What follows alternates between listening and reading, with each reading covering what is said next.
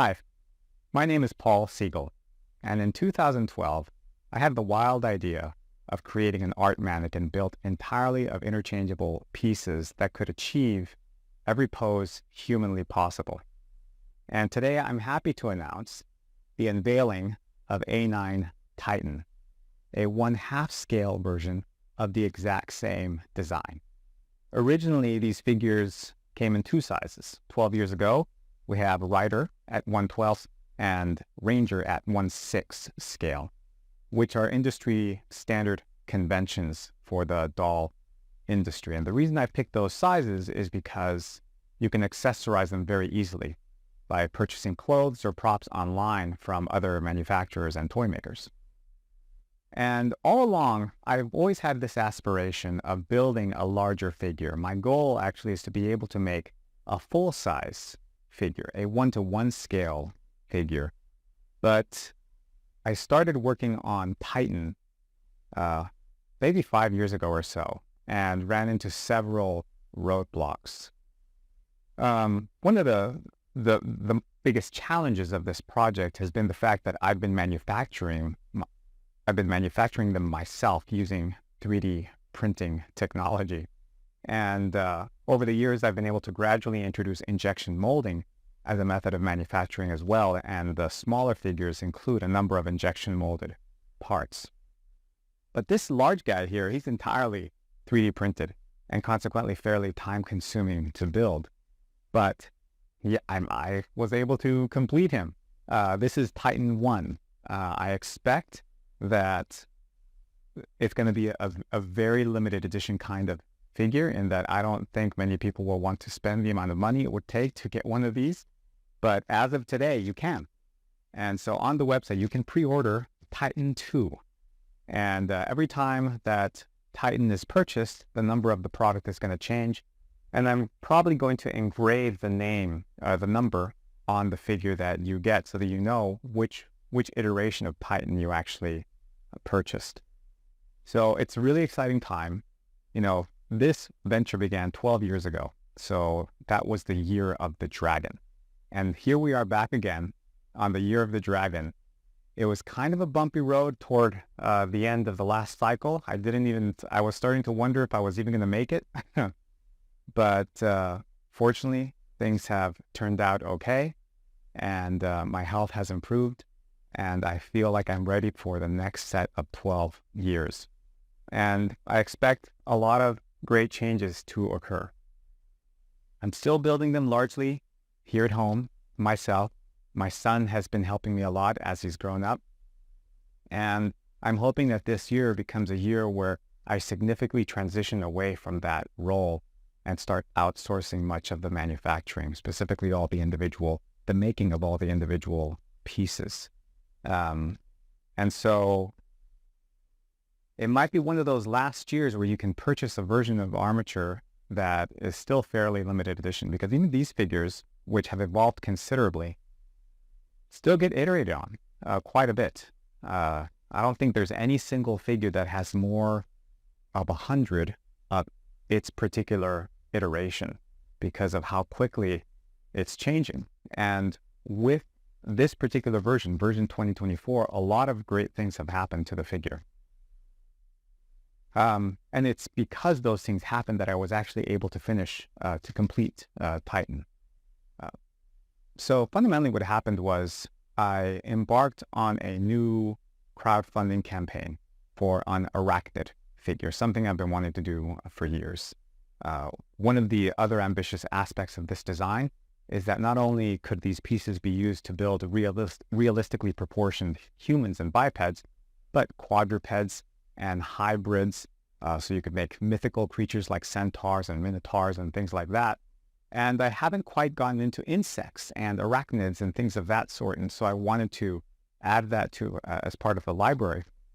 And in the process of working on Goliath, which is the name of the 1-to-1 scale spider that I recently launched on the website, I ran into some issues that, even though much of the design had already been established in terms of sockets and pieces, the thoracic component for the spider was going to really require departure in materials. Currently, I'm using, I was using at the time, this wood composite material, which is made by a combination of PLA, plastic, and recycled wood. And it's been a beautiful material to work with. However, when I first discovered it, I was so excited about the material, I made the entire figure out of that material, and that was a big mistake. No more than a month after that happened, I had to rethink things because the wood sockets with the wood joints didn't have much longevity in terms of fitting. They would get loose really quickly. And so I switched to a combination of wood composite and ABS plastic, which worked wonderfully. But there are some components that would still be prone to getting a little too loose. And I've been fairly transparent about this on the website and had video tutorials on how to tighten joints. But in some cases, the material would fracture or break, even the injection molded material, in particular the peanuts. And so sometimes these parts could arrive to the customer loose without me even knowing that that defect was already in the material. And so this fortunately was a very rare situation. And one of the reasons that I offered lifetime warranties with the products was because I wanted to make sure that if something did go wrong down the line or days after it had been shipped, that the customer would let me know so that I could send them the proper replacement pieces. So there are these sort of often prone to issues that might happen. And that was very rare. So I would say maybe 1 in every 500 customers would have that problem. Another issue that would arise was with customers that wanted to do excessive, not excessive, but extensive customization. So customers that wanted to buy multiple figures, take pieces apart and put them back together. This has become more common as of the last couple of years. Initially, for the first 10 years, customers really just wanted one figure. They either wanted to get Rider or Ranger and they were done. They were looking for an art mannequin, basically. But in more recent years, customers have been eager to buy pieces, mix and match things, and play with them and create custom characters. And one of the issues that was happening was that when the torsos and pelvises were taken apart of this joint that was right in the middle, sometimes the torso and the pelvis would break. Again, it was a rare circumstance, and I was always there to help customers when this would happen and send replacement pieces. But because it was becoming increasingly an issue as more customers wanted to do customization, it was a problem I really needed to solve. And fortunately, when I was working on the Arachnid, I discovered this other material.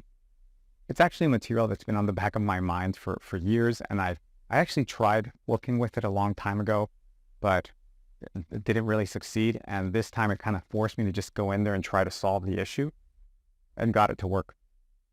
And it's a kind of a rubbery material. It has the firmness and the solidity of ABS, but much more flexibility. And so I'm able to create even better fitting between the torso, pelvises, and heads.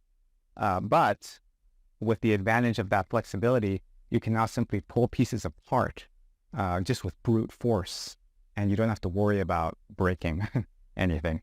And it's quite wonderful that it works that well.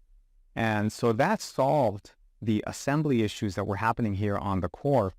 And once I solved that with the material, I went through the rest of the pieces and explored modifications that I could make to the design that would leverage this new material. And the feet and the twist joints, so the joints where that allow the leg to twist left and right, are also using this new material. And so right now it has a lot of colors. It's got 3 different shades of brown because I'm working with 3 completely different suppliers. But this year I'm hoping that's going to change.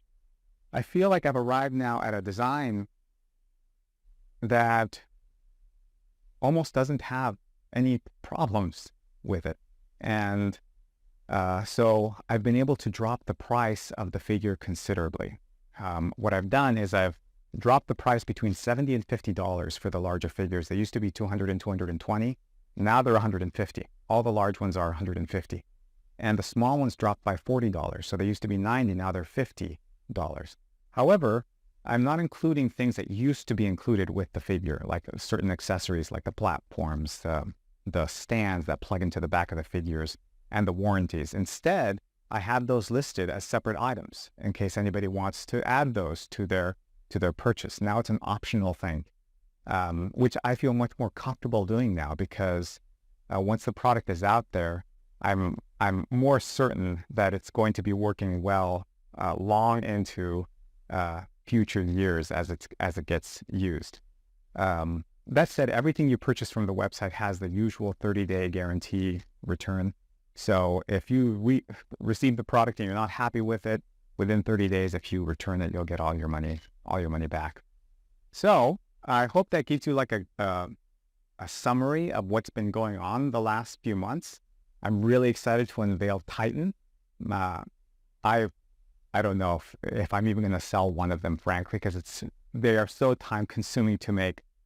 These figures take 12 hours of machine time. And then after that, there's quality control and refinement and making sure the pieces are working and fitting and assembling everything together. This particular guy takes a couple weeks of machine time.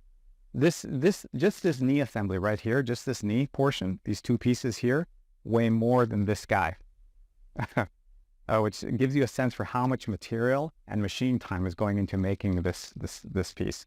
Now this is Titan 1, and so I'm not entirely happy with it, so I'm going to keep this one. But for Titan 2, I'm hoping to take what I've learned from this one and improve upon it. In particular, some of the fitting. So the fingers are still a little too loose, and also this torso portion is a little bit too loose in my opinion.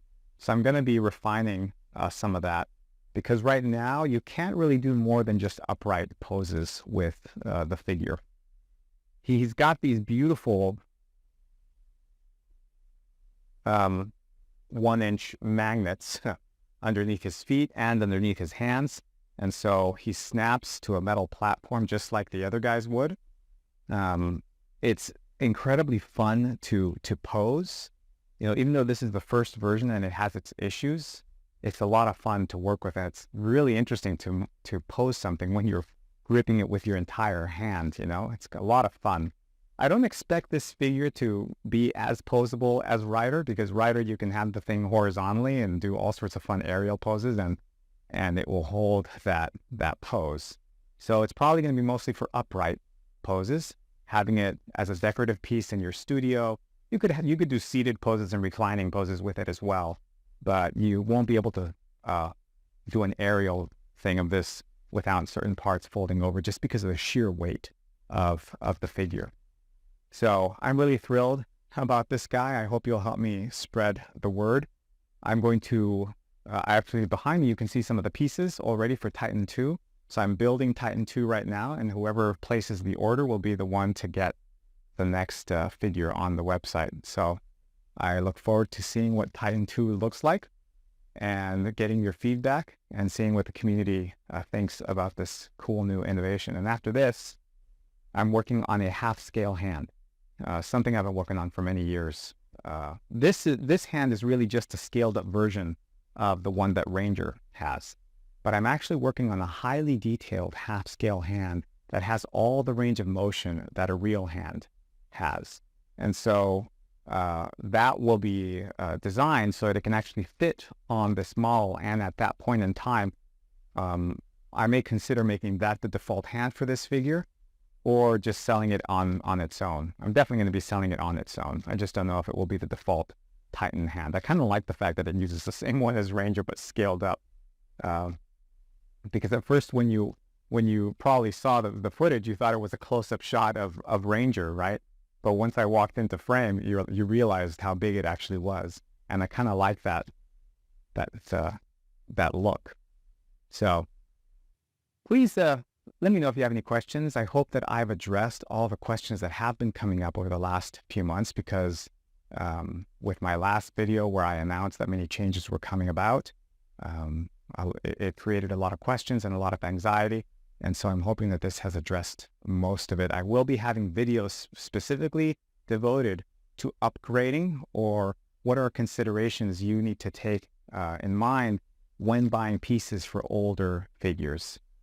On the bright side, things didn't change as much as I thought they would. So you can currently buy limbs and legs for your old figures and they'll fit. So all the old figures dating back to, actually dating back to the very first ones, to 2012, you could get new arms and legs and they would fit. They may not fit really well, but they will fit. So if you purchase a figure in the last few years, all the limbs will fit if you want to buy additional limbs. The only area where things may not fit is whatever the peanuts and necks plug into. You know, interestingly, even though these are injection molded pieces, and so I'm using the exact same shape, I'm just injecting a different material into the shape, it meant that I needed to change the sockets of the wooden components. Because it's so much more flexible, I needed to make those sockets a little bit smaller in order for the fitting to be just right. And so that's the only area where things may not work so well.